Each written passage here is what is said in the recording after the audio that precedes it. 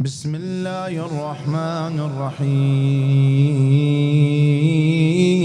والحمد لله رب العالمين والصلاة والسلام على أشرف الأنبياء والمرسلين المبعوث رحمة للعالمين بالقاسم محمد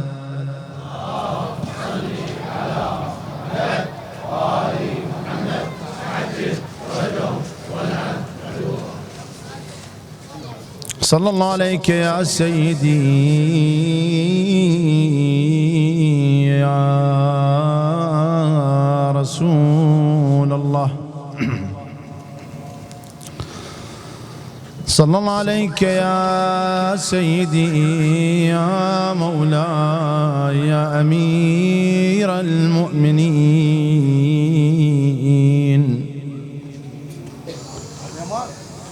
صلى الله عليك وعلى ولديك وسبطيك المظلومين صلى الله عليك يا سيدي يا مولاي يا أبا محمد الحسن المسموم المظلوم لعن الله الظالمين لكم والناكرين لفضلكم والغاصبين لحقكم من الأولين والآخرين ثبتنا الله وإياكم على ولايتهم كي نفوز بها فوزا عظيما ثبتنا الله وإياكم إن شاء الله على محبتهم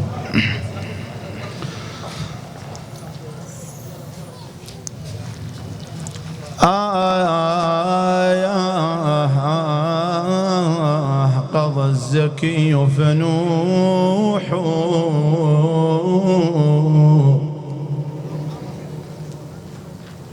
يا محبي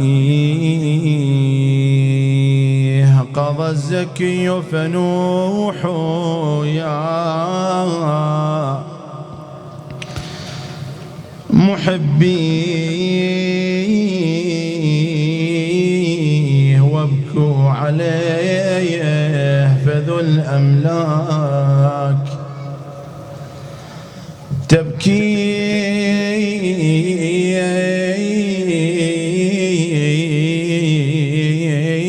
قضى ابن فاطمة الطهر البتولة من عم البرايا جميعا في أياديه قضى ابن فاطمة الطهر البتولة عم البرايا جميعا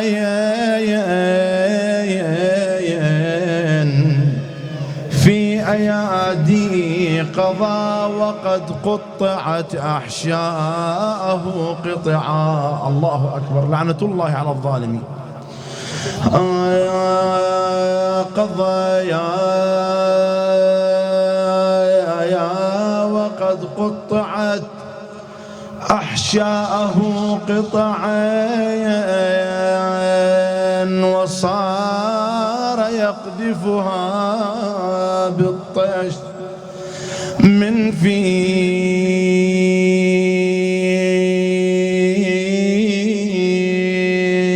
قضى يا إمامنا مسموم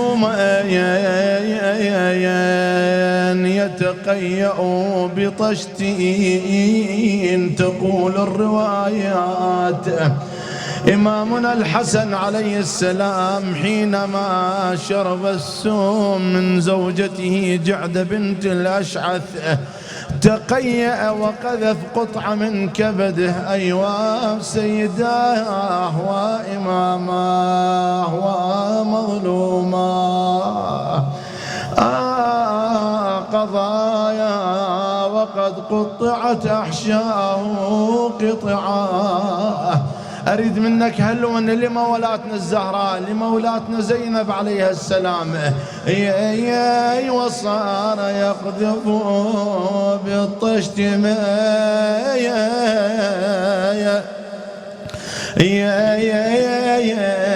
فيه قضى وقد ضم وجه الكائنات أسيا. لما أصات بصوت الحزن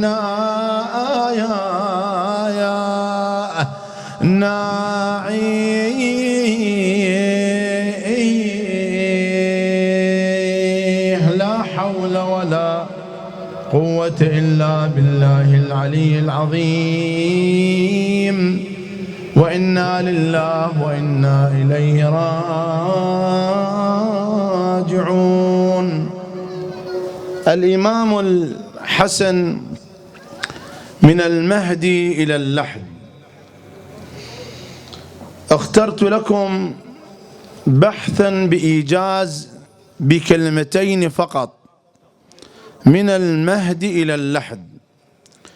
هذا الإمام العظيم المفترض الطاعة، سيد شباب أهل الجنة، الذي كانت منزلته عند النبي صلى الله عليه وآله يشهد بها كل قاص ودان. الإمام الحسن المجتبى الذي اجتباه رسول الله لنفسه، الذي اجتباه رسول الله لنفسه. يصادف ذكرى في هذه الليلة، ليلة 7 صفر، يصادف ذكرى استشهاد الإمام الحسن، ونحن كلنا ديباج للمجلس أقولها لكم، وكلنا مقصرون اتجاه إمامنا الحسن. أي واحد شيعي تسأل عن حياة الحسن لا يعرف شيء ولو بمقدار يسير. ليش؟ لأنه أكو مواضيع لربما في حياته أهم من الحسن، كلعب الطوبة، كلعب الدومنة، كلعب الشطرنج، كالجلوس في الطرق وغيرها. شنو الإمام الحسن؟ ليش أنا أضيع وقتي؟ شنو هالكلام؟ أنا شو اللي دخل بالحسن؟ لكن هذا الشيطان ختم على سمعه وبصره.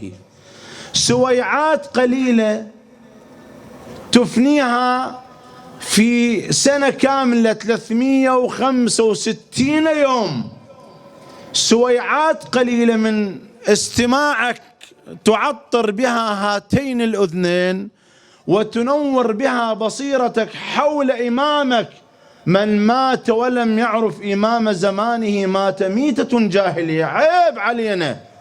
أنا أشارك في إحدى الصفحات في المواقع الإلكترونية واقعا، أدخل باسم مستعار، يصير هناك حوار بين موقع للسلفية ويدخلون شباب يسألون من هو السابع، إمام السابع، من هو الإمام الرابع. أجاوب، أقرأ بعض الأجوبة والله أستحي منها. لا يعرف من هو إمام السابع، لا يعرف من هو الإمام الثالث. أنا مع شديد الأسف أقولها ليس للإعلام، لكن واحد الإمام أمير المؤمنين يقول: حاسبوا أنفسكم قبل أن تحاسبوا. لما تقعد بديوان عشائر يقول لك فلان ابن فلان تعد له الحد 7 8 جد، صح ولا مو صح؟ لكن أقعد مع شباب حلوين طيبين مؤمنين خيرين، لما أسأل أقول له عد للأئمة 12 يتلعثم الإمام رسول الله علي بن أبي طالب الحسن الحسين بعد تيه دربه. واقعا أنا أقولها بحرقة قلب، مو لأجل أقول لك أنت تعال المجلس، لا، الحسن والحسين ومجلسنا هذا لا يحتاجني ولا يحتاج غيري. ما يحتاجنا. احنا اصلا بالروايات يوصونا العترة الطاهرة أهل البيت صلوات الله عليهم بالمداومة على حضور مآتم أهل البيت، لأن في جلوس المأتم أجر عظيم عند الله تبارك وتعالى. ولكن احنا مو قد المقام واقعا. أنا أقول مو على مود تجي تجلس، لا، على مودك أنت شاب يجب عليك أن تكون مثقف، على أقل تقدير أنت إمام 12، عيب عليك ما تعرف من هو الإمام الحسن عليه السلام، ما تعرف من الذي قامت بقتل الإمام الحسن، صح ولا مو صح؟ اليوم احنا أقول بإيجاز الإمام الحسن، شباب استريحوا بارك الله فيكم، لا حد يظل واقف، الإخوان كل يجلسون، شباب رجاء بارك الله فيكم، الجلوس أفضل، اجلس فيه أجر إن شاء الله. صلوا على محمد وآل محمد.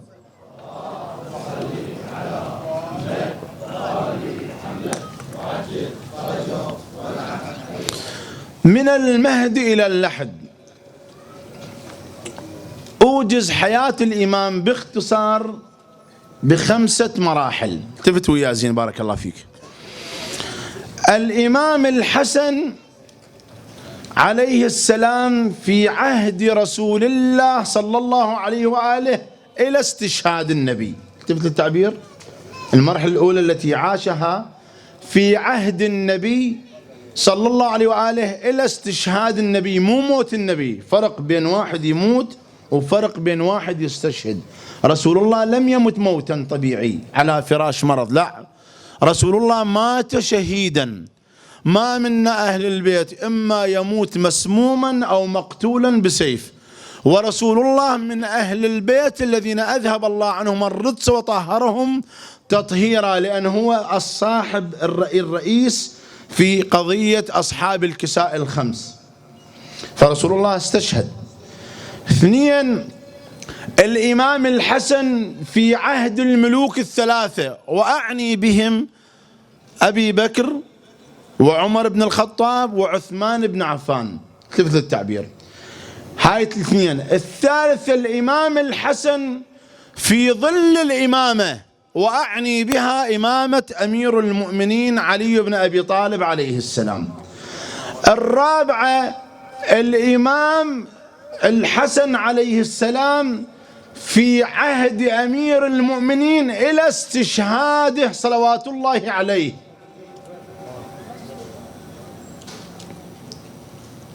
إلى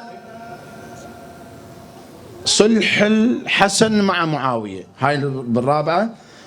5، الإمام الحسن من خروجه من الكوفة إلى المدينة وما عاناه في المدينة إلى يوم استشهاده، 5 مراحل بإيجاز أقولها لكم.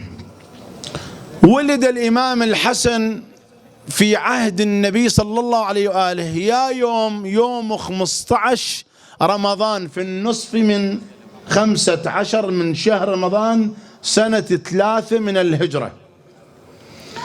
عاش مع رسول الله صلى الله عليه وآله، من أجله ترفع الصلوات بأعلى الأصوات.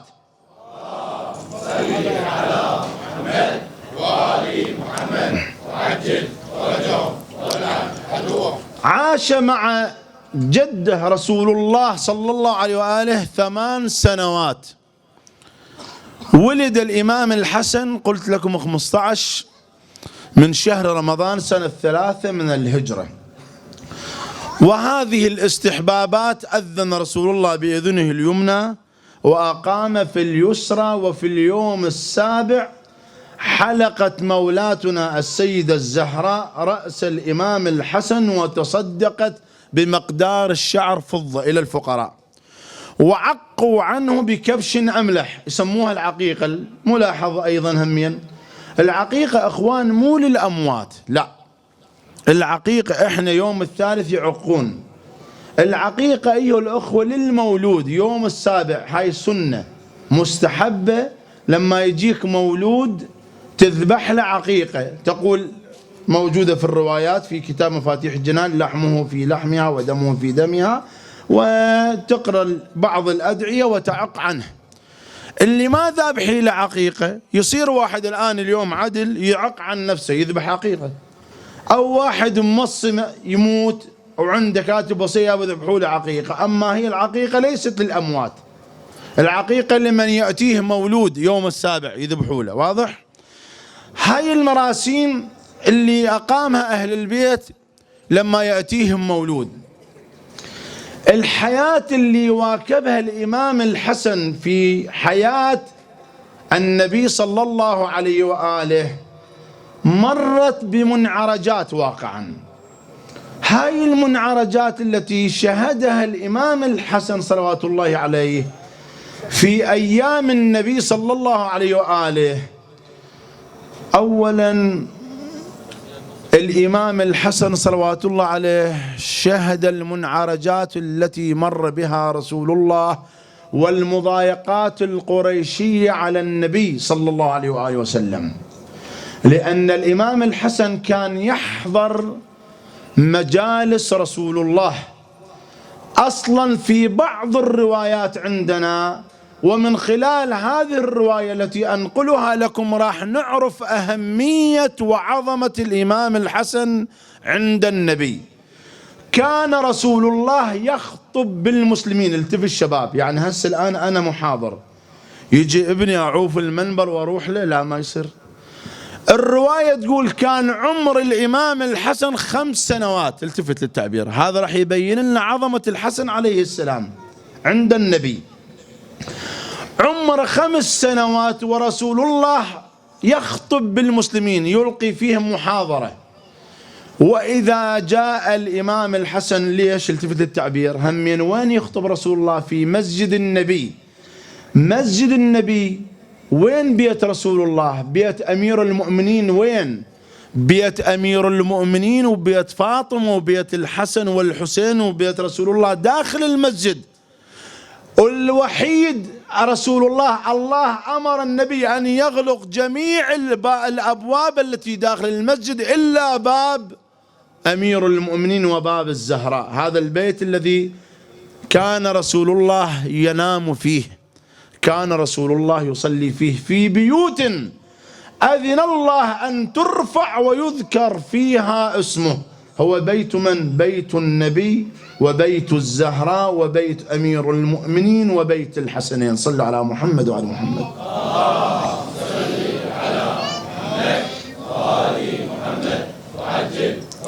هم مسافة قصيرة خرج الحسن عليه ثياب بيضاء، يمشي ويتعثر بأذيال ثوبه.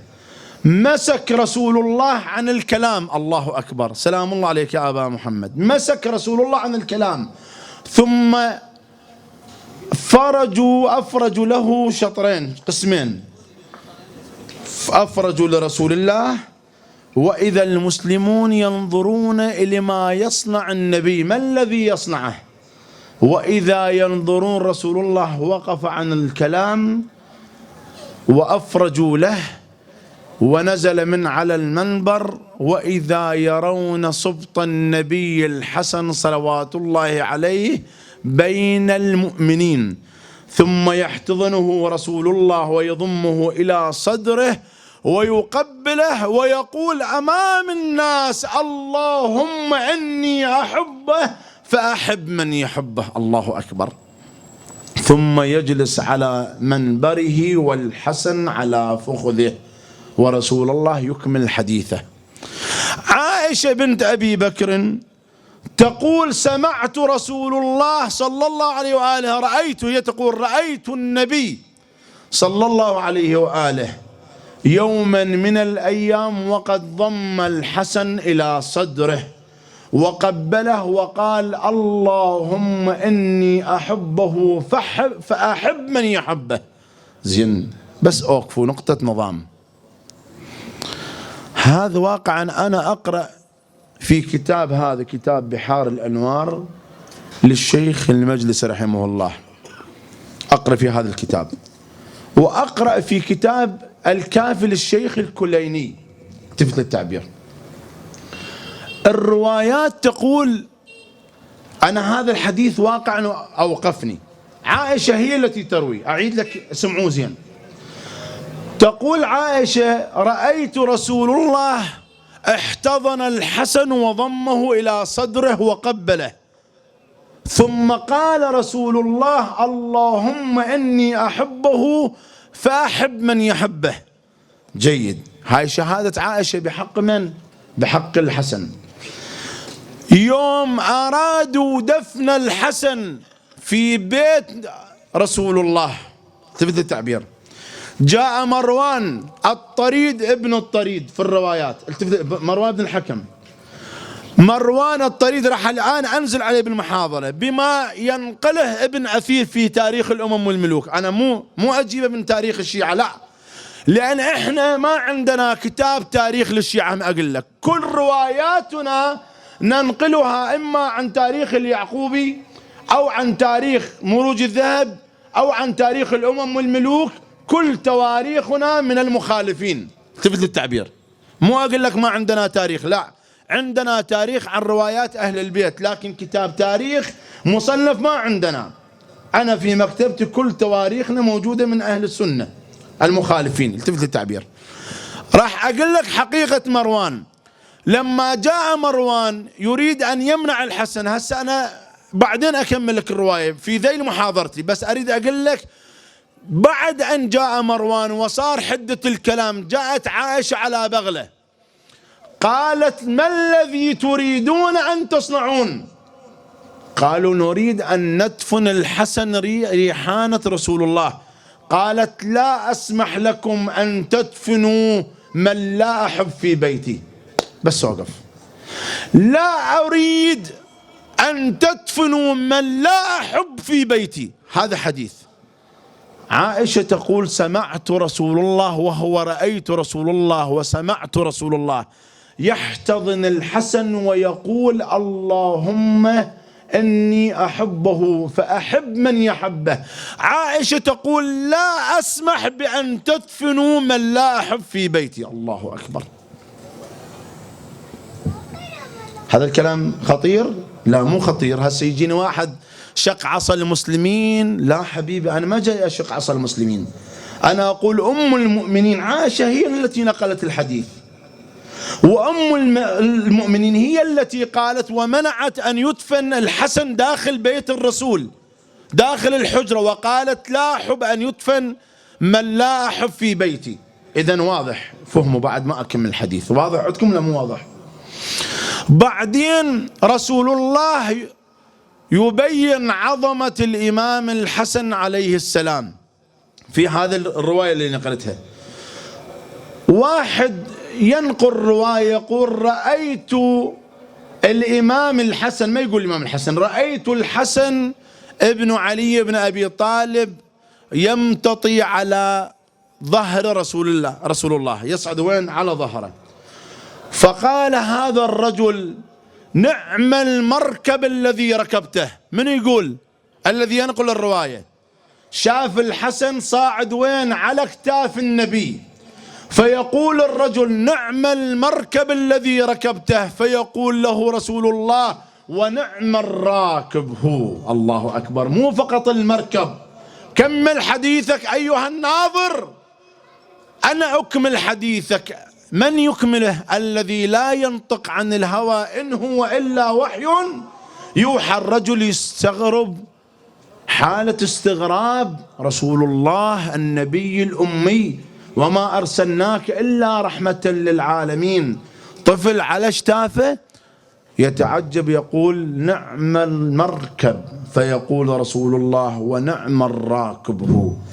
هذا يبين عظمة الإمام الحسن عليه السلام. بعد أحاديث كثيرة، لكن أنقل لكم حديثين متسالم عند جميع فرق المسلمين على اختلاف مذاهبهم، لا يختلف فيه اثنان. قال رسول الله: من أكمل الحديث، أريد السمعون صلوات على محبة النبي والإمام الحسن. من أكمل الحديث، كلكم تعرفون الحديث، لكن من باب نعطر أسماعنا. قال رسول الله صلى الله عليه وآله: إن الحسن والحسين ريحانتاي من الدنيا، اللهم إني أحبهما فأحب من أحبهما. اللهم صل على محمد وآل محمد. وعجل فرجهم والعن عدوهم. هذا حديث متسالم عليه. ثم يقول رسول الله حديث يرويه البخاري في كتابه، وابن ماجه ينقله، والداود بن داود النسائي ينقله. هؤلاء ينقلون الحديث. من أقول لك صحيح يعني متفق عليه، واضح ولا مو واضح؟ ما بيغش وتدليس ورواية ضعيفة، لا. قال رسول الله صلى الله عليه وآله وسلم إن الحسن والحسين سيدي شباب أهل الجنة. صلوا على محمد وآل محمد. اللهم صل على محمد وآل محمد وعجل فرجهم والعن عدوهم. هاي الحياة التي عاشها إمامنا الحسن عليه السلام في زمن جده النبي صلى الله عليه وآله إلى استشهاده، وأدرك الإمام الحسن مصاب جده رسول الله صلى الله عليه وآله، وشارك وشاطر الحزن مع من؟ مع بضعة النبي، مع روح النبي التي بين جنبيه، مع التي قال حديث عنها فاطمة روح التي بين جنبي يرضى الله لرضاها ويغضب لغضبها. حزنت الزهراء على أبيها طوال 6 أشهر. هذا الحزن شاركه الحسن المجتبى عليه السلام. يخرج الحسن مع أمه الزهراء خارج المدينة، خارج البيت، أقصد بيت النبي، لأن هي الزهراء تبكي على أبيها. منعوها القوم والقائلين لفاطم آذيتنا في طول نوح دائم وحنين. يلا طلع برا، طلع برا، ابكي برا كافي. طلعوا الزهراء أخرجوها. بنى لها أمير المؤمنين بيت سماه بيت الأحزان. يا بابا فاطم لا مصعب والله. أنا شوية خن شوية. اليوم إحنا ترى بعد 0 أيام قلائل واقعا. الليلة 7/0 استشهاد الإمام الحسن. خلنا شوي ننطي حق الحسن. ما إحنا ظالمين الحسن والله. راح أجيب لك روايات راح تتألم على الحسن. هذا الإمام الحسن اللي إذا واحد ظلمه المقربون له ظلموه. الذي ظلم الحسن ليس الأبعدون، المقربون الذين ظلموا الحسن. 365 يوم السنة نذكر فيها بس يوم واحد الإمام الحسن، وشهر رمضان يوم 15 رمضان. لازم يصير عزاء للإمام الحسن. كل الخطباء وأنا منهم، كل الفضائيات، عندنا العشرة الفاطمية لاستشهاد الزهراء، لازم احنا نسوي كراما للحسن وعظمة الحسن. العشرة الحسنية يبدأ من يوم 7/0 أو من يوم 1/0 إلى يوم 10/0 يذكر الإمام الحسن. أصحاب المواكب، أصحاب المآتم المركزية، أصحاب الفضائيات، الرواديد، خل شوي يرضى عنا رسول الله. خنواسي أمه الزهراء ليس فقط يوم واحد، ليس فقط يوم واحد. شاطر الإمام الحسن عزاء أمه الزهراء باستشهاد النبي، أو يخرج مع أمه الزهراء، والزهراء تجلس في بيت الأحزان تنعى أبيها رسول الله. ترعرع في كنف النبوة. راح أقول لكم رواية. كان الإمام الحسن يتغذى على إبهام النبي صلى الله عليه وآله وسلم. الله أكبر. يتغذى على إبهام النبي. كان لا ينام الإمام الحسن إلا على كتف رسول الله صلى الله عليه وآله. أمير المؤمنين لما أجاه المولود ما سماه، قال ما كنت أسبق رسول الله بتسميته. وإذا رسول الله قال لا، ولا كنت أسبق حبيبي جبرائيل بتسميته. يهبط الأمين جبرائيل ويقول وما كنت أسبق جبرائيل بتسميته. وإذا يأتي النداء من الله إلى جبرائيل إلى رسول الله ويقول له يا جبرائيل قل لحبيبي محمد أن يسمي هذا المولود المبارك الحسن، وقد شققت اسمه من اسمي واسم الحسين من اسم الحسن. إن الإمام الحسن اختار تسميته الله تبارك وتعالى.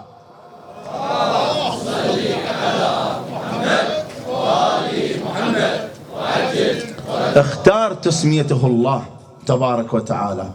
هذا هو الإمام الحسن، حتى شارك الآلام ما إن مضت تلك الأشهر وإذا يفجع الإمام الحسن باستشهاد أمه الزهراء وتعصر ما بين الحائط والباب. آلام عاش الإمام الحسن، آلام عاش الإمام الحسن في ظل حياة رسول الله وبعد استشهاد رسول الله، إلى أن استشهد النبي. نأتي إلى المرحلة الثانية، أنه يشهد الألم والحسرة. الله أكبر على ما وقع على أبيه أمير المؤمنين من تخاذل ومن اضطهاد ومن إقامة جبرية ومن نكران للجميل ومن نكران لحقه ومن غصب حقه.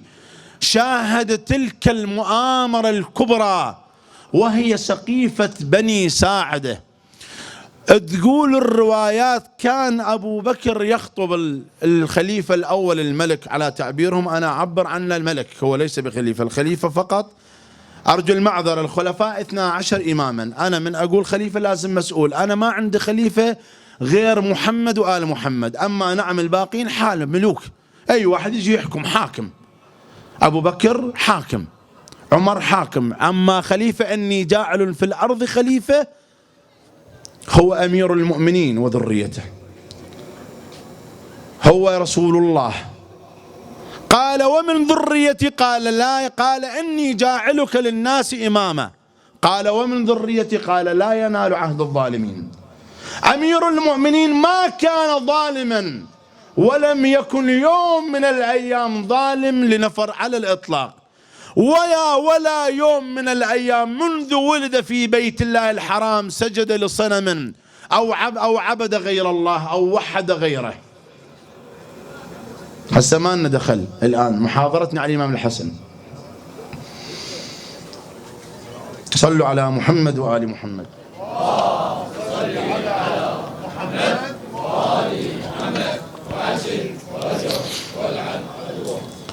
فإمامنا الحسن عليه السلام يوم من الأيام أبو بكر يخطب بالمؤمنين بالمسلمين، والإمام الحسن عمره 10 سنوات. التفتوا للتعبير، لأن لما مات أبو بكر عمر الإمام الحسن 10 سنوات.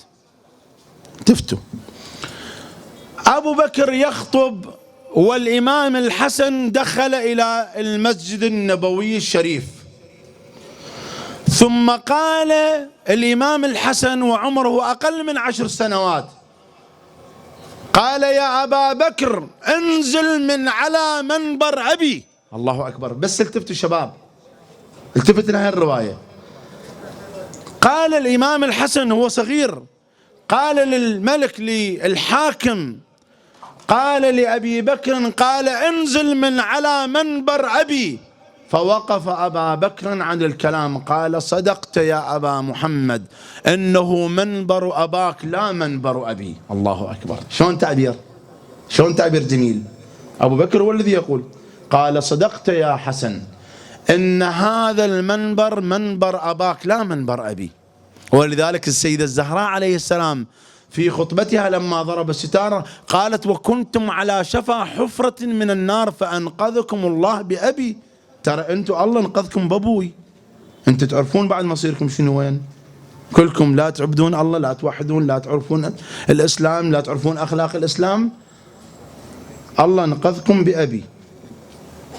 عاش الإمام الحسن في أيام الخلافة كما يعبرون هم إلى أن مات أبي بكر، وشهد الإمام الحسن سقيفة بني ساعدة وشهد اغتصاب حق أمير المؤمنين علي بن أبي طالب، واللي أنا قرأت في كتاب نهج البلاغة، الآن حرفوه غيروه، أنا قاري قبل تقريبا 25 سنة قاري، وقع في يدي كتاب طبعة مصر محمد عبده، خطبة لأمير المؤمنين على أن يقولون فلان أمير المؤمنين، ما قال فلان، لا يسميه باسمه هو ابن عبده، يقول على أن ابن أبي قحافة لقد تقمصها من ابن أبي قحافة، هو يقول أمير المؤمنين لقد تقمصها من ابن أبي قحافة، وإنه لا يعلم أن محلي منها محل القطب من الرحى، ينحدر عني السيل ولا يرقى إلي الطير،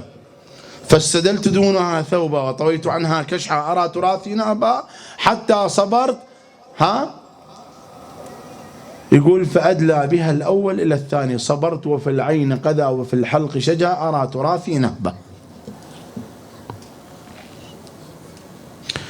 إمامنا الحسن شهد ما وقع على أبيه في أيام الخلافة كما يعبرون هم، واتزعوا حق الخلافة التي شرعها الله لأهل بيت النبي صلوات الله عليهم أجمعين. ثم مات أبي بكر، وجاء عمر بن الخطاب، وجاء عثمان، طوال 17 سنة عاش الإمام بعد استشهاد رسول الله 17 مع الملوك الثلاثة. راح أنقل لكم موقف لما أبو ذر الصحابي الجليل جندب بن جنادة الأنصاري، اسمع، أبو ذر وما أدراك ما أبو ذر، الله أكبر، رسول الله يقول لو يعلم سلمان ما في قلب أبي ذر لقتله. تعرفون شنو أبو ذر؟ أبو ذر اللي هو ينطق بالحق، المدرسة المتنقلة القرآنية التي تكشف الزيف العموي وتكشف الحقيقة المحمدية التي من خلالها يستبصر الناس ويكونون على بصيرة من أمرهم. هذا اللسان الناطق أرجف وأضعف الدولة الأموية. عثمان بن عفان كان يتحكم بإدارته منه مروان بن الحكم، والوليد، اسمعوا الوليد الذي ماكو يوم من الأيام ما صلى صلاة إلا وهو سكران. الوليد يمزق القرآن هكذا، ثم يرمي القرآن بالسهام ويقول إذا لقيت ربك يوم محشر فقل له يا رب مزقني الوليد. يتلاعبون بمقدرات الإسلام والمسلمين. أبو ذر الآن يشكل خطر على الدولة الأموية، فاضح للزيف العموي اللي جعلوا من الإسلام قلادة جميلة لهم، جعلوا من الإسلام زينة لهم، تقمصوا بحقيقة الإسلام، والإسلام منهم براء. يظهرون قراءة القرآن وهم يشربون الخمر، يقيمون الحدود وهم زنات. التفت التعبير. سوى الملك عثمان بن عفان، أمر بأن ينفى أبي ذر رضوان الله عليه إلى الربذة. الربذة خارج المدينة المنورة، ينفوه إلى الربذة، ليس فيها قوم جلوس، لا يقوى، ما يستطيع أن يثقف، لا يستطيع أن يبين الحقيقة المحمدية، لا يستطيع أن يدافع عن أهل البيت، لأن وجوده في المدينة خطر. وبأمر الملك عثمان بن عفان منعوا أن يودع أبو ذر، ممنوع، ولا واحد يطلع. شلون قبل من يعدمون على هاي السكة ياخذون فلوس الطلقات واللي يشيعوا يذبوا سجن، ممنوع حتى الطلقات ياخذوها. أبو ذر عاش هذه المحنة. هم ذولا ترى أسلاب بني أمية موجودين، الدواعش وغيرهم، هاي على مر الأيام والسنون واقعا. منعوه، ولا واحد تجرأ وودع أبو ذر. من الذي ودعه؟ خرج فقط أمير المؤمنين، من يقدر يقول له ارجع؟ وخرج عمار بن ياسر الذي قال عنه رسول الله وتقتلك الفئة الباغية، الذي بشره الله بالجنة صبرا يا آل ياسر إن موعدكم الجنة، الذي استشهد في معركة الصفين، تقتلك الفئة الباغية، واليوم هدم قبره. تعرفون ليش هدم قبره؟ لأن عمار ابن ياسر ذاب في العشق العلوي، ذاب في عشق محمد، ذاب في عشق الحسن، ما يخلوا له ذكر. في منطقة الرقة هدموا مسجده. هؤلاء الدولة الأموية موجودة مولانا، ولا شنو السفياني يخرج في ظهور الإمام؟ السفياني اليوم عندنا، السفياني من أولاد أبي سفيان، يمثل الدولة الأموية، الذي يخرج ما من واحد اسمه حسن إلا قتله، ما من اسمه واحد حسين إلا قتله. تقول الروايات يقدم إلى الكوفة ثم يسأل، يرى أطفال صغار يسألهم ما اسمك؟ يقول حسن. وأنت ما اسمك؟ يقول حسين. ثم يأتي ويقطع رؤوسهم ويعلق رؤوسهم على باب مسجد الكوفة. حاقدين، ناس حاقدة على علي بن أبي طالب. بويا ترى تعرف ليش؟ لأن ترى كيف أخو خيته بطل أمير المؤمنين، هاي ترى هاي التعبير، هاي صقار العدا، هاي أمير المؤمنين. كيف هذا الرجل الذي أخرس الأفواه وألجم الأفواه، ما حد تجرى واحد يسأله يقول له يا أمير المؤمنين أشو أنت تلبس درع بس من قدام، ما تلبس من وراء؟ ليش؟ الدرع احنا نشوفه من الأمام والخلف، أنت بس من قدام. قال له أولا أنا ألبس الدرع من الأمام لأمور، أولا ألبس الدرع، قال له أنت تلبس الدرع من الأمام وما تركب الخيل. ما حد ترى شوفوا أمير المؤمنين ما نزل إلى براز وراكب خيل إطلاقا، ما نزل فارس، كله راجل. قال له أولا أنا ما أركب الخيل لأن ليس من شيمتي أن أطارد الهارب اللي ينهزم ما أروح ألحقه، ما ألحقه، ما أركض وراه. هذا الذي هرب من المعركة ما أركض وراه، واضح. ولا أحتاج الخيل لأن أنا ما أهرب من المعركة، ما أهرب. اثنين أنا ما ألبس درع من الأمام لأنه من الخلف، لأنه لا أحد يتجرأ على أن يأتي ويغدر أمير المؤمنين. مالك الأشتر القيادي الكبير وقائد القوات المسلحة في عسكر أمير المؤمنين، ليلة الهرير قتل 1000 واحد، وأمير المؤمنين قتل ليلة الهرير 500 واحد. فسأله قال يا مولاي يا أمير المؤمنين أنت قتلت 500 وأنا قتلت 1000.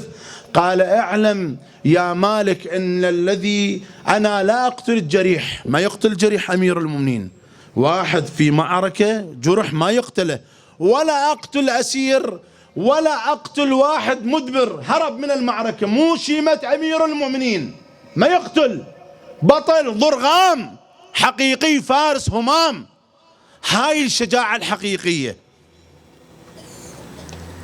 قال له أما والشيء الآخر أنا قتلت 500 لأن أي واحد لما أريد أنا أقتله أنظر إلى صلبه، إن كان يخرج من صلبه مؤمن لم أقتله بسيفي، خاف واحد هذا في صلبه مؤمن يخرج أنا ما قتله. أما أنت لا، يا الجريح المدري شنو تقتل. قال له ليش ما تلبس بعد؟ قال لهم أنا ما يوم من الأيام واحد إجاني من الخف وطعنني، هاي وحدة. اثنين أنا ما أحتاج الدرع لأنه ماكو معركة من المعارك أنا هربت وأعطيت ظهري إلى العدو. أمير المؤمنين ما ينطي ظهره، فشنو على شنو يلبس مولانا الدرع يخليه بظهره؟ هاي الناس تحقد على علي بن أبي طالب. نزل عمر بن ود العامري، بويا تعرفون عمر مدجج مولانا تقول كان عمر بن ود العامري لم يخرج منه شيء إلا عينيه محصن. أمير المؤمنين ما كان عنده درع في ظهره.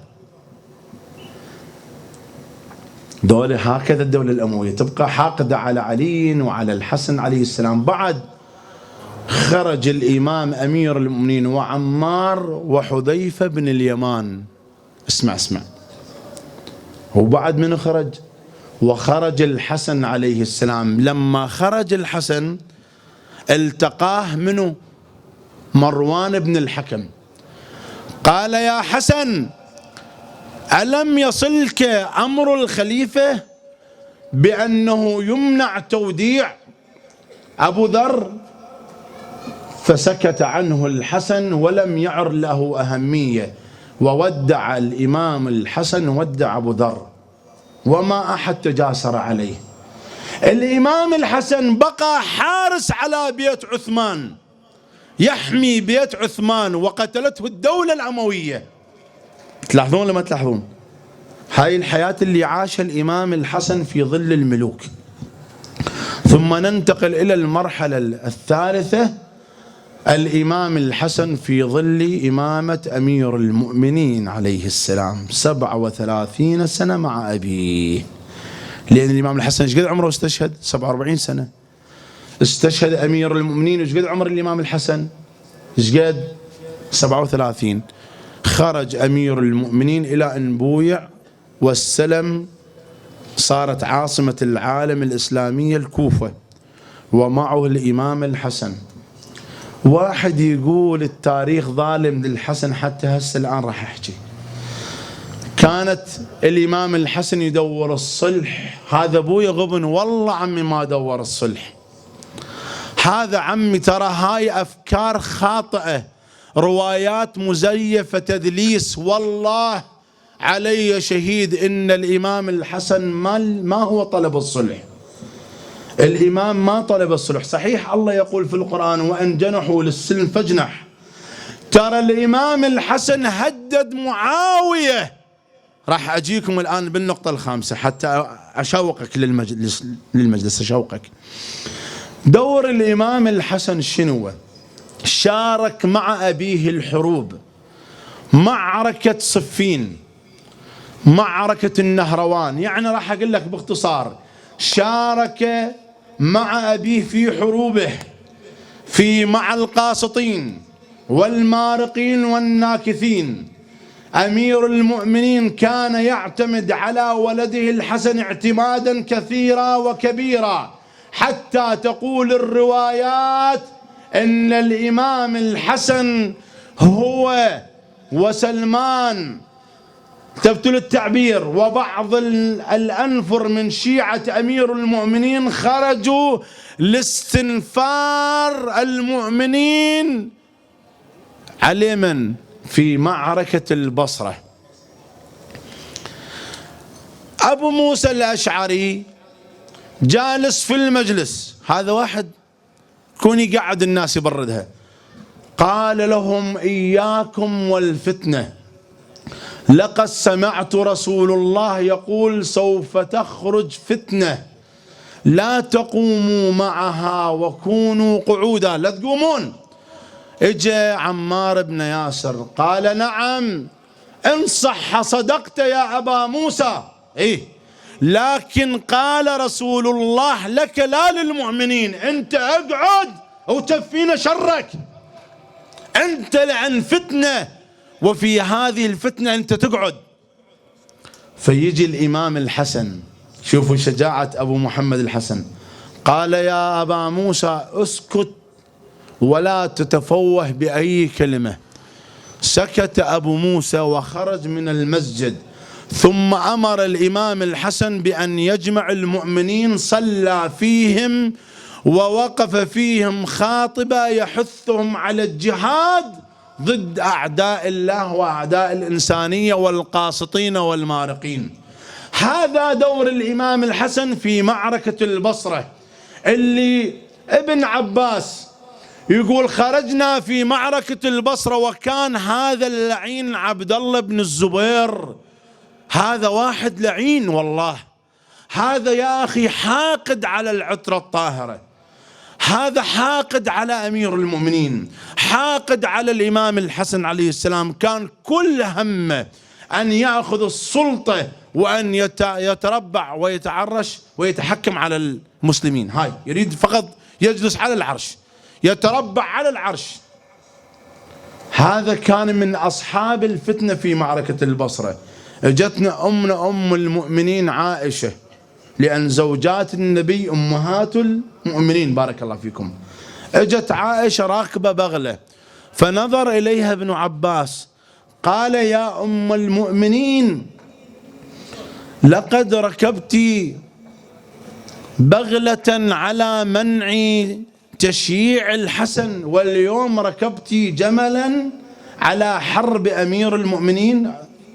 عفوا، ركبت جملا على حرب أمير المؤمنين. عيرها في دفن الإمام الحسن، قالها: يا أم المؤمنين، ركبت بغلة على منع تشييع الحسن ودفن الحسن، كما ركبت جملا على حرب أمير المؤمنين. وقال: تجملت تبغلت ولو عشت تفيلت. لو الله يخليك عايشة كان ركبت الفيل ضد حرب الحسين. تجملت تبغلت ولو عشت تفيلت، لكل تسع من الثمن وبالكل تصرفت. انت الله لو يقدر لك ركبت الفيل ضد حرب الحسين عليه السلام. والإمام الحسن هاي كل الأدوار عاشها مع من؟ مع أبيه، من معركة البصرة إلى معركة النهروان. هنا مقام الإمام الحسن عندكم في جامع براثة. هذا كيف لما راح إلى معركة النهروان صلى هنا أمير المؤمنين وأقام هو ولديه الحسن والحسين. هنا عسكر جيش علي بن أبي طالب. هاي كلها كانت قبل ما تسمى بغداد، ماكو كانت بغداد، هاي كلها كوفة. هاي تسمى من ضمن البقعة الجغرافية تابعة للكوفة. من هنا توجه أمير المؤمنين، وهنا يسموه قدم أمير المؤمنين. وطأت هذه الأرض أيضا مباركة، وطأها أمير المؤمنين سلام الله عليه، هنيالكم هنيئا لكم. وطأها الإمام الحسن والحسين. هذه الأقدام التي سعت إلى جهاد المارقين، إلى جهاد الخوارج اللي جعلوا القرآن على سنة الرماح وصار يصيحون: لا حكم إلا لله.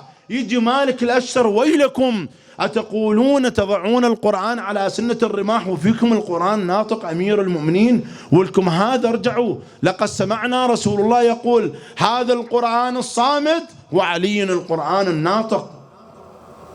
هاي كل هذا الدور عاش الحسن عليه السلام، إلى أن استشهد أمير المؤمنين، ونظر الإمام الحسن إلى جرح أبيه وإلى لحيته المخضبة بالدماء، وقال: صلي فيهم يا ولدي. وصلى فيهم أتمم الصلاة، إلى أن عاش الإمام الحسن تلك الآلام مع أبيه طوال شقد مولانا من ولادته 37 سنة، وهو يحتصر ألما على ما وقع على أبيه من ظلم واضطهاد. ثم تأتي المرحلة الخامسة، الإمام الحسن عليه السلام وين؟ من خروجه من الكوفة إلى المدينة. يلا تهيأ. استلم الإمامة بعد أبيه، خوش، بايعته الناس. باوع، راح أحكي لك أسرار، لا تظلون تشلبون بصلح الحسن، لا، كون نعبر التعبير الحقيقي إن الإمام الحسن ما خضع لصلح على الإطلاق. اسمع الرواية: أول ما استلم بعث رسالة إلى معاوية بن أبي سفيان، وين؟ إلى الشام، يطلبه إلى بيعته. معاوية يرد عليه قال له: أولا أنا لا أبايعك لعدة أمور، أنا أكبر منك سنا، واضح ولا مو واضح؟ وأنا أفهم منك سياسة ودراية. وصار يعدد له. الإمام الحسن تعرفون ماذا قال لمعاوية؟ قال: يا معاوية، إن لم تخضع إلى البيعة فإني مقاتلك، أنا قاتلك. امتنع معاوية، جيش الإمام الحسن وأمر أن يجيش عسكره وين؟ في النخيب. شفت التعبير؟ الآن جيش الإمام الحسن 400 واحد من شيعته، 400 فارس، دول صمموا على الشهادة لا تراجع. ماكو تقهقر. جيش الإمام الحسن انقسم قسمين، القسم واحد بقيادة عبد الله عبيد الله بن عباس اللي انغر وخذل الإمام الحسن، وواحد بقيادة سعد. سعد عنده 400 مقاتل، ذولا ما يتراجعون، والباقين 80,000 واحد من عامة الناس، من العراقيين، من الطالبين للغنائم، من الفرس، 80,000 واحد. وإذا الإمام الحسن جيش الجيش لقتال معاوية. الثورة الحسنية قبل الثورة الحسينية، التفت للتعبير، لأنه الإمام رسول الله صلى الله عليه وسلم يقول الإمام الحسن والحسين إماما قاما وإن قعدا، قاما بالجهاد أو قعدا عن الجهاد، هما إمامين. لكن الإمام الحسن رجل مجاهد، كل إمام معصوم مجاهد، ما تقاعس عن الجهاد، لكن لما يشوف القاعدة تتخاذل ويقول أمير المؤمنين ويلكم يا أهل العراق يا بلد الشقاق والنفاق، لقد ملأتم قلبي قيحا وشحنتم صدري غيظا. هاي المرحلة اللي عاش أمير المؤمنين في الكوفة تحولت للحسن. وإذا معاوية الماكر صاحب الدهاء، والله ما معاوية بأدهى مني، أمير المؤمنين يقول لا، بس الناس غشمة، اشتغل بالحيلة، بث، أعطى الأموال. شوف هاي الأموال اللي كان أمير المؤمنين يوزعها على الفقراء بالتساوي، كان هو طلحة والزبير ليش كرهوا علي بن أبي طالب؟ ليش كرهوا؟ تعرف ليش كرهوا؟ تعرفون لو ما تعرفون؟ يجي يدخل الطلحة والزبير لما كان أمير المؤمنين خليفة المسلمين، يدخلون أمير المؤمنين يطفي الشمعة يطفيها، قال له يا أمير المؤمنين لما تطفئ القنديل الشمعة؟ قال لهم وأنتم جايين على شغلة خاصة، ما عندكم شغلة تخص المسلمين، بشرفك ذول يحبون علي بن أبي طالب، الضوء يطفي عليهم، تحي هذا يحب علي بن أبي طالب؟ ما كنت خارج عن سنة رسول الله. عمر كان يميز، يعطي هذا أكثر وهذا أكثر حسب الأولوية. عثمان كان يميز، الحسن لا، الحسن اتبع سيرة أبيه رسول الله وأبيه أمير المؤمنين. معاوية سوبوه، يلا تفضلوا هاي الأموال، بث الدعايات، الإعلام، هسه الإعلام السلطة الرابعة. أيها الناس، أهل الكوفة معروفين بالغدر والمكر، إن إمامنا الحسن طلب الصلح من معاوية، هاي أول فقرة. ولم يكن هذا الأمر، بل إن الإمام الحسن قال لمعاوية إن لم تخضع لبيعتي فإني مقاتلك، أنا قاتلك، أنا مجيش الجيش. يا ناس يا عالم، بدت الدعاية طشت في صفوف عسكر الإمام الحسن عليه السلام. ومنو كان؟ منو كان؟ وين ماك واحد زي عتلقاع ملعون دنيا وآخرة، عمر بن سعد، شمر بن ذي الجوشن، ذول نفسهم قتلة الحسين، هم ذول أيضا المنافقون، هؤلاء نفسهم. يفوت الإمام الحسن، يجي واحد يضرب الإمام الحسن بمعول يجرحه بفخذه، يذهب إلى منطقة المدائن يعالج في بيت القائد سعد، تفتر التعبير. الإمام الحسن عليه السلام بثوا عليه دعاية أنه معاوية سوف يصالح الحسن، سوف يصالح معاوية. هنا الجيش صار بيه خلة. وكيف أذل المؤمنين الحسن؟ أنتم جئتم قلتم له يا أبا محمد كفانا حربا، كفانا قتالا، نريد الصلح، وأجبرتم الحسن على الصلح كما أجبرتم أمير المؤمنين بأن يتراجع من قتل معاوية. لما وصل إلى مالك الأشتر قال ما هي إلا عدوة فرس، ماكو ترى خطوات، أنا أجيكم برأس الفتنة. حاصروا أمير المؤمنين بالخيمة، الآن أجبروا الحسن على الصلح، قالوا والله ما كنت مصالح هذا الرجل، أجبروه على الصلح وألا قتلناك. قال الصلح أنا الذي أجعل فقرات الصلح وليس هو. قال لك هذا يا أبا محمد. منش وقت الإمام الحسن مو هو اللي طلب الصلح. قاعدته العسكرية جيشه حاصر أبويا هسه أنا ببيتي وتجون أنتم تحاصرون بسيوف وبنادق وتجبرون على هذا، ما الذي أصنعه؟ أسلم ما تسلم عليه الناس، هاي مسلم أمري، أتخاذل، خذلون الناس، أقتل نفسي يعني شلون؟ قال لكم هذا. لكن الإمام بقى يريد عزة المسلمين، خلى هاي الشروط مع معاوية، وتم الصلح مع معاوية بن أبي سفيان. من أهم الشروط اللي دعا لها الإمام الحسن، أول شرط قال أن تكون الإمامة، أن تكون الخلافة بعدك إلى أخي الحسن إلي، وأن أنا مت فإلى أخي الحسين، لا يجوز لك أن توليها إلى ذراريك، لأن ما يصير هاي خلافة الله. قال له موافق. الشرط الآخر اللي الإمام الحسن ناظر إلى المصلحة العامة، قال له وعليك أن توزع الأموال بالسوية، وأن لا تضيق على شيعة أهل البيت ومحبيهم، لأن معاوية كان يعذب شيعة أمير المؤمنين. هاي أهم الشروط، شروط كثيرة.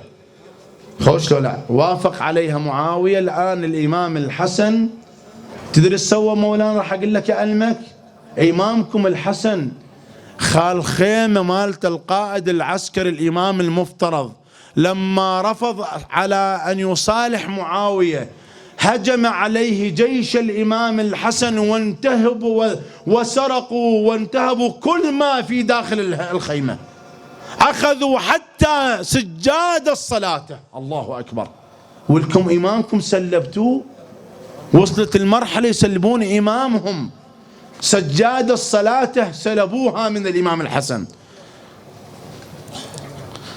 صالح الإمام الحسن وخرجوا من الكوفة إلى المدينة، أخذ أخيه الحسين وأخذ معه أبنائه وأخذ معه أخته زينب وباقي النساء، وخرج إلى وين؟ إلى المدينة، إلى الموطن الأصلي. معاوية صار ينقض بالعهود والمواثيق. اجوا المنافقين يا أبا محمد إن معاوية نقض العهود، فنحن مستعدون أن نشهر سيوفنا من غمداتها. قال ويلكم ما كنت صانعا ما تريدون، أنا أصير لعبة بيدكم أنتم أهل الغدر. اليوم تريدون أنا بعد أن أجبرتوني على الصلح مع معاوية، تريدون الآن أقاتل معاوية؟ دعوا معاوية يهلك وننظر رأينا بعد هلاكه. صاروا وقال له أنت متخاذل. توجه الإمام الحسن إلى أن ينشر التعاليم المحمدية، فتح دار الكرام، كريم آل البيت، يقضي حوائج المؤمنين. معاوية صار يكشف إلى الناس، صار يكشف منين؟ لأن كل فقرة من الفقرات الصلح معاوية نقضها. انكشف معاوية. الآن وجود الحسن خطر على من؟ على معاوية، لأن إذا معاوية هلك الإمامة وين تروح الخلافة الحقيقية؟ إلى أهلها. معناه ابنه يزيد اللي تربى في بيت النصارى ما له شيء. سوى غرر بجعدة بنت الأشعث. من جعدة أبويا؟ جعدة بنت قيس بنت الأشعث، أبوها خارجي قاتل أمير المؤمنين، وأخوها محمد سوى هذا، حاصر وأخذ مسلم أسيرة وقاتل الحسين. وهاي شلون عائلة أجل الله؟ عائلة ليس فيها لا ذم ولا ضمير، عائلة ممسوخة. أبوها قاتل أمير المؤمنين، أخوها قتل مسلم وقاتل الحسين، وهي التي قامت بسم الحسن. التفت للتعبير. بعث إلها معاوية قال إن لي لك حاجة. قالت وما حاجتك؟ قال هذا سم جئت به من الروم، تجعليه في شراب الحسن، ولك أن تتزوجين ولدي يزيد، بعد ولك 1000 دينار، بعد وتكونين سيدة نساء عصرك، ويكون لك كذا من الجوار. غرت بالدنيا وما الحياة الدنيا إلا لعب وله. وافقت هذه اللعينة على أن تدس السم لإمامنا الحسن بن علي بن أبي طالب عليه السلام. آجركم الله يا شيعة أمير المؤمنين، فلنتوجه بعزائنا إلى أمه الزهراء عليه السلام. تقول الرواية في يوم 7/0 كان إمامكم صائم عليه السلام، كان إمامنا الحسن صائم، دخل إلى الدار، وكان عادة الإمام لما يريد الإفطار يفطر على لبن، شراب اللبن، هذا السم كان شديد البياض.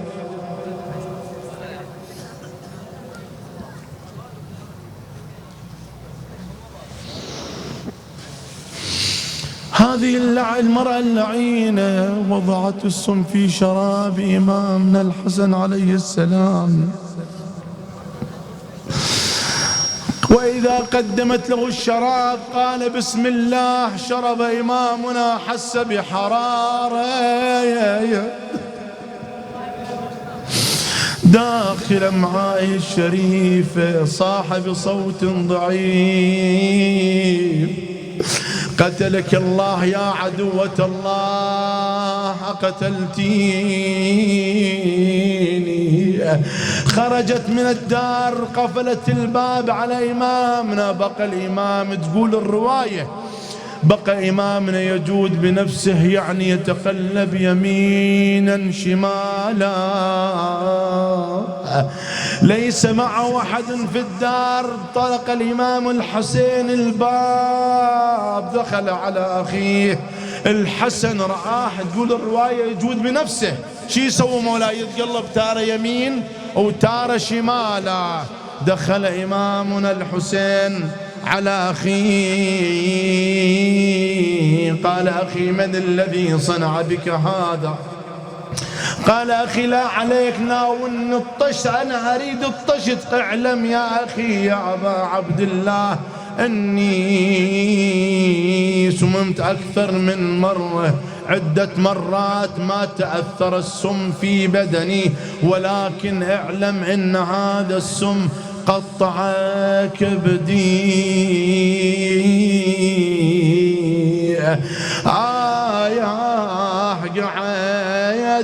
قعد يا ناس عند الله أكبر.